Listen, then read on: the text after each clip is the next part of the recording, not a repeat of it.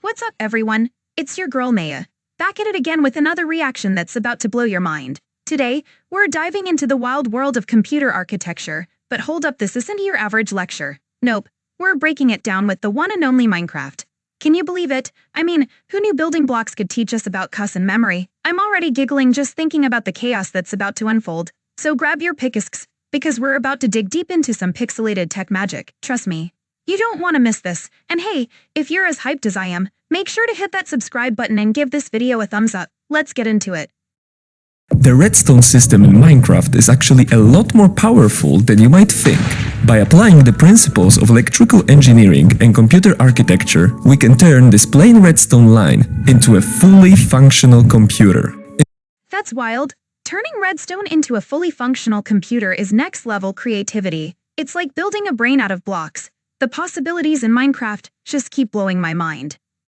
Computer. In this video, I'd like to give you a brief overview of the science behind these inventions. It all starts with a redstone line. Think of it as a cable. It can be turned on and off to produce an output. If the lamp is turned on, then the output is 1. But if it's turned off, then the output is 0. This next circuit is a little more complex. If both pistons are off, the lamp is off, so we get an output of 0. The same thing happens if only one of them is on. But if both are on, then we get an output of 1. This circuit is called an AND gate and is described by this truth table.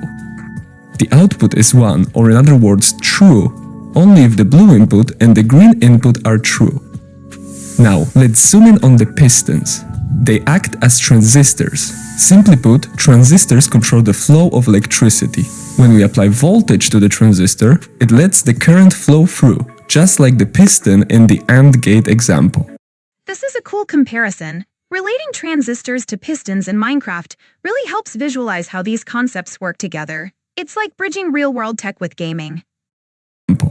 Simple. If we add a block and a redstone torch in front of our output, the signal will be inverted. This part alone is called a NOT gate, and together with an AND gate they form a NOT AND gate, or NAND for short. This is a very significant component because any logic function can be implemented using only NAND gates. We can actually make these redstone circuits much more compact like this.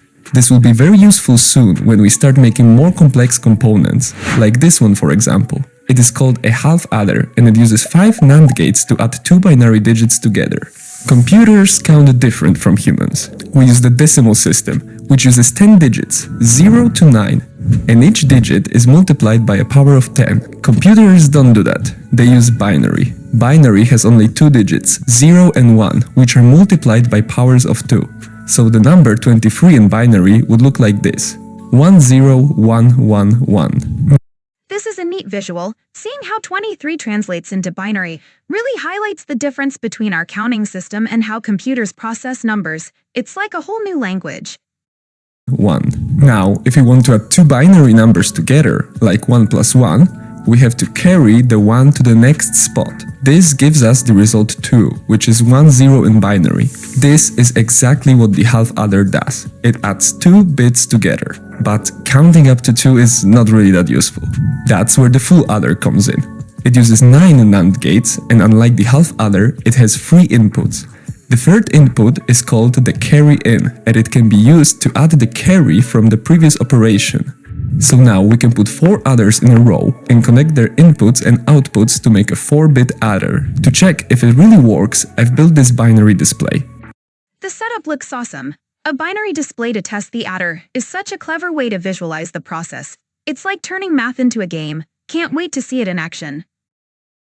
If we try to add, for example, 5 and 4, we should get a 9. And indeed, this is the result. 2 to the power of 3 plus 2 to the power of 0 equals 9. But while binary is easy for computers to read, it is the opposite for humans. If you don't want to convert ones and zeros to decimal numbers in your head, you can build a 7-segment display instead. A 7-segment display? That's a genius idea. It makes reading binary results so much easier for us humans. It's like giving a digital face to the numbers. Instead, it is a very basic component that has many real-world applications, such as digital clocks, electronic meters, and calculators. Such a display is divided into 7 parts, labeled A through G. which can be lit in different combinations to represent each of the Arabic numerals. After quickly building the decoder, we get this. Whoa, that decoder looks impressive. It's like a mini engineering marvel in Minecraft. Seeing all those colorful connections makes it visually stunning and super cool. Get this. A display that converts binary input to decimal digits. After entering 5 plus 4, we still get a 9, but this time it is displayed in a more readable way. Skipping through a few pages of negative numbers theory, we eventually end up with this. This setup is absolutely mind-blowing. The complexity and color coding make it look like a futuristic machine. It's amazing how much creativity and engineering goes into building something like this in Minecraft. With this. A very simple arithmetic logic unit. This component can process data by performing addition and subtraction. If we try to perform the operation 2 plus 3, we get a 5 as expected. But after turning on the subtraction mode and waiting for a bit for the machine to process the data, this is epic. Seeing the subtraction mode in action and getting a negative result displayed is a game changer. It really shows how versatile the setup is, like a mini computer right in Minecraft. We get -1. This extra functionality is really useful, but it is still far from a full computer. By definition, a machine can be classified as a computer if it processes, stores, and retrieves data. We can already do a third of that. Storing and retrieving data in a real computer is a bit complicated. To store a single bit, we would have to build a latch with a few gates.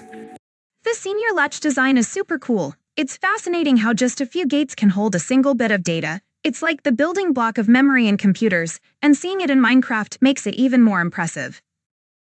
It is possible to translate this design to Minecraft, but there is a much simpler way to do this. We can actually block repeaters to store their state. After stacking a couple of these on top of each other, we've just made a register.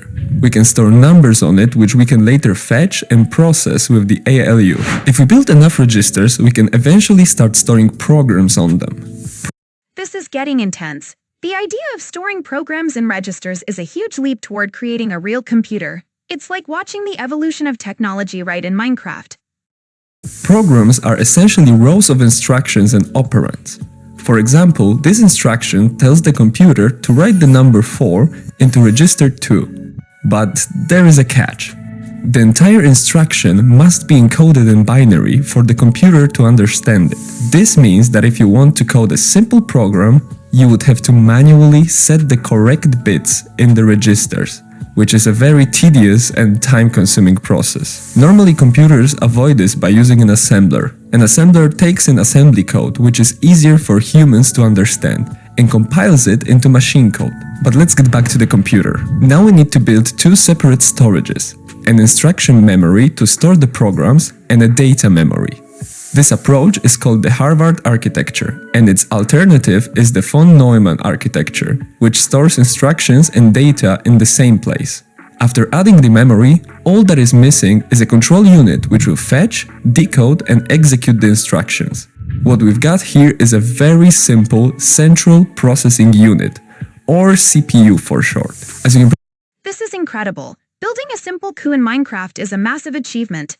It's like creating a mini version of a real computer. The colorful wiring makes it look so intricate and cool. As you can probably tell the function of this CPU, I highly recommend checking it out. Now, if we connect the display, inputs... Connecting a display and inputs to the CPU is the final touch. It's like bringing the whole machine to life. The setup is really starting to feel like a functional computer. Can't wait to see it in action. Inputs, encode some instructions, we can run a simple program like this Fibonacci counter. A Fibonacci counter? That's next level. Seeing it all come together in Minecraft is mind-blowing. It's like watching a real computer perform calculations right in the game. Where each next number...